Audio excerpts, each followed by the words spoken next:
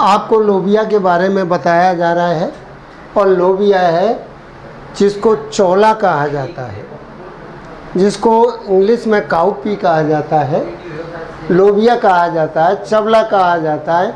इसका वानस्पतिक नाम बिग्ना अंगुइकुलाटा एल होता है और इसकी कुल है वो फेमेसी है।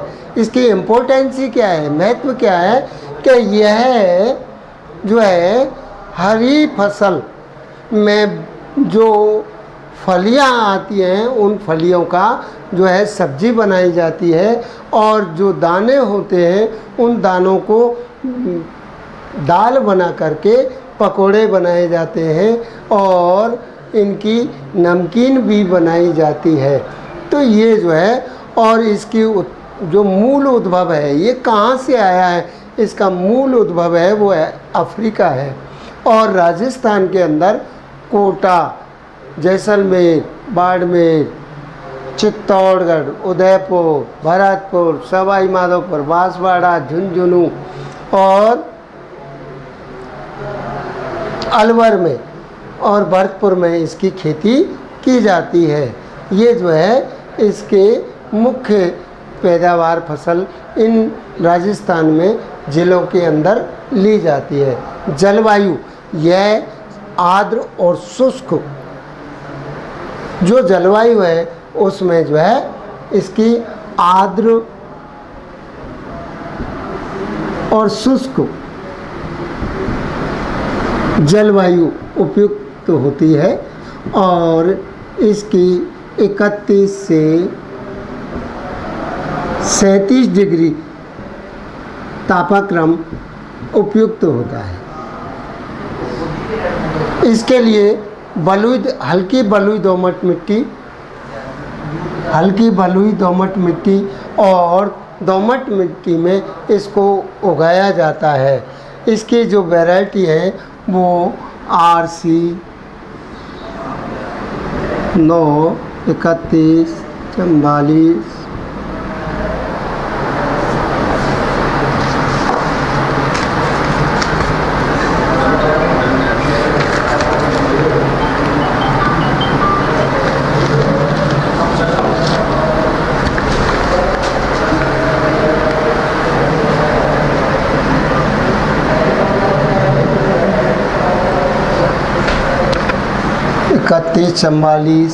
FC,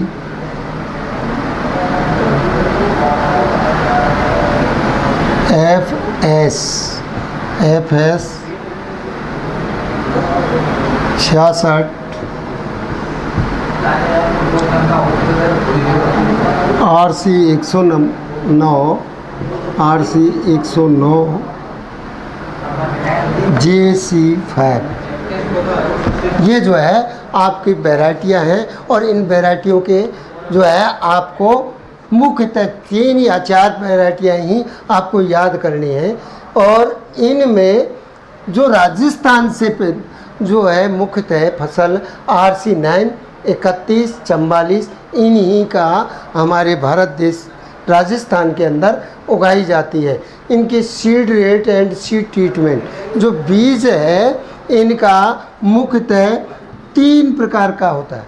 एक तो हरी खाद के लिए, एक दाने के लिए और एक आपको जो है मिश्रित फसल में। तो दाने के लिए आपको 6 से 8 kg प्रति हेक्टेयर ये दाने के लिए है। मिश्रित में 4 से 5 kg ये जो है मिश्रित फसल है।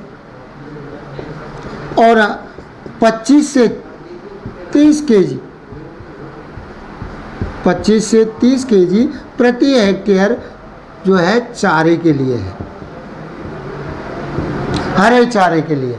ये इतना बीज जो है आप डाल करके और जो है बुवाई कर देना चाहिए। और मेथड इसको बोने के लिए लाइन से line L into L 30 cm और P into P plant to plant पौधे से पौधे की जो दूरी है वो 10 सेंटीमीटर की जो है आपको रखनी है।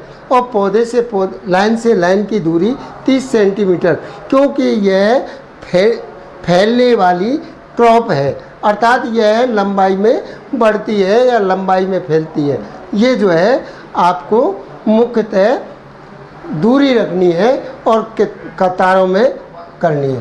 फर्टिलाइज़र वैसे मैन्योर की देसी खाद की आवश्यकता नहीं होती है, लेकिन फर्टिलाइज़र का 15 से 20 केजी नाइट्रोजन और 30 से 40 केजी जो है प्रति हेक्टेयर P2O5 जो है फर्टिलाइज़र उर्वरक की आवश्यकता होती है। इरिगेशन सिंचाई की जो है आपको सिंचाई ये दो प्रकार से ली जाती है, खरीफ और रबी, खरीफ और जायद ग्रीष्म ऋतु।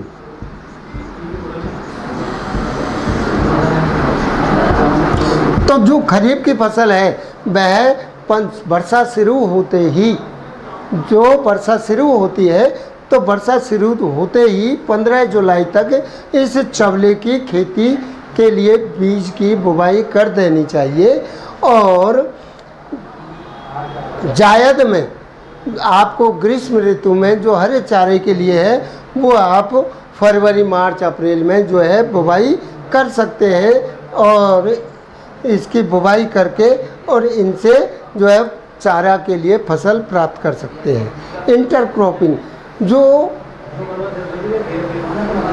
अंतरा कृषि है, जब चवला का पौधा 20 से 25 दिन का हो जाता है, 1 माह का हो जाता है, तो इनके मध्य में कतारों के अंदर खरपतवार उगाते हैं। इन खरपतवारों को आप जो है निराई गुड़ाई करके श्रमिक के द्वारा बाहर निकाल लेते हैं, तथा अगर रासायनिक दवाई के द्वारा इसको नष्ट करना होता है तो फ्लूक्लोरोलिन जो है 750 ml 800 से जो है 600 से 800 लीटर पानी में घोलकर इसका छिड़काव कर सकते हैं।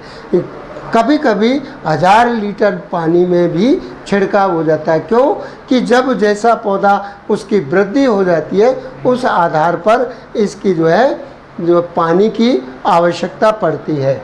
तीसरा है प्लांट प्रोटेक्शन। प्लांट प्रोटेक्शन का है पादप संरक्षण। जो फली और पौधे को नुकसान क्षति पहुंचाते हैं उनमें आप कैसे करेंगे, तो पहला है इंसेक्ट कीट।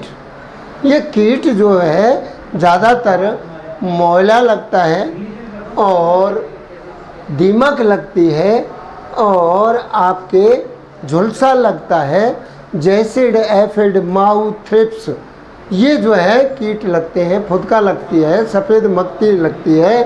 और इनको नष्ट करने के लिए मोनोक्रोटोफॉस 36 SL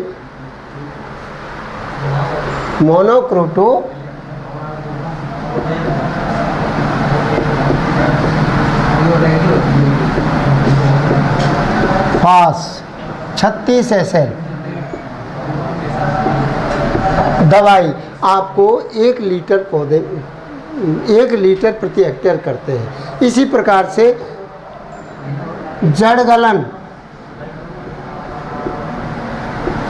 चूर्णी फफूंदी,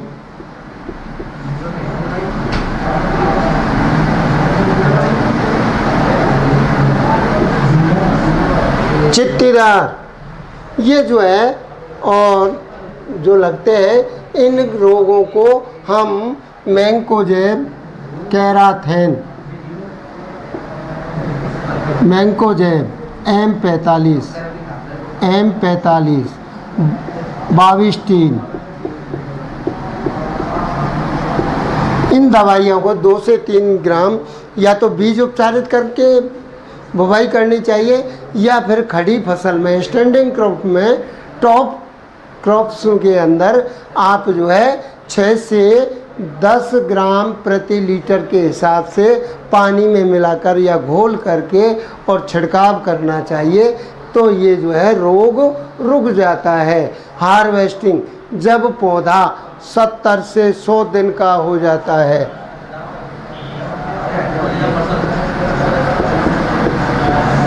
तो इन पौधों को जो है जब फलियाँ पीली पड़ती है तो इन पौधों को दांतली या हंसिए के द्वारा काट लेना चाहिए, काट करके सुखा लेना चाहिए, एकत्र कर लेना चाहिए और डंडों से पीट कर इस दाने की सफाई कर लेनी चाहिए। उपज इसकी जो है 6 से 8 कुंटल प्रति हेक्टेयर। हरा चारा 200 से 300 कुंटल प्रति हेक्टेयर।